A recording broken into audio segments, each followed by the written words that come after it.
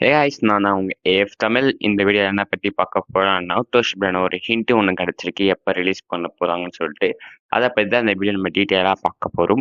அதுக்கு நம்ம சேனல் புதுசா பாத்தீங்கன்னா சப்ஸ்கிரைப் பட்டன் கீழ இருக்கு. அத கிளிக் பண்ணி கிரே கலரா மாத்திட்டு, அதுல பெல் சிம்பல் இருக்கும். அது ஆல்ல மட்டும் போட்டுக்கோங்க. அப்பதான் நம்ம போடுற வீடியோஸ் உடனுக்குடன் நோட்டிஃபிகேஷனா வரும்.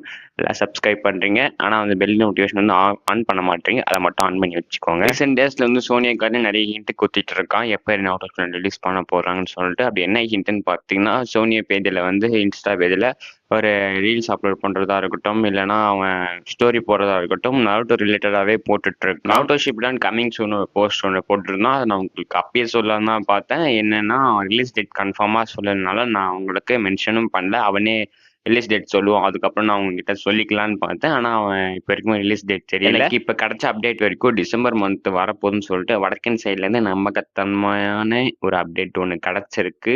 எப்போ ப்ரோ வரப்போகுதுன்னு சொல்லிட்டு டிசம்பர் மந்த் மேபி அவனுக்கு கிறிஸ்மஸ்க்கு ஃபிக்ஸ் பண்ணி வச்சிருக்கலாம். 25 அப்படி இல்லைன்னா 15. இந்த 2 டேட்ல வர வாய்ப்புகள் இருக்கு. ஆனா இது 100% சொல்ல முடியாது. இப்போதைக்கு எனக்கு கன்ஃபர்மேஷன் ஆவல.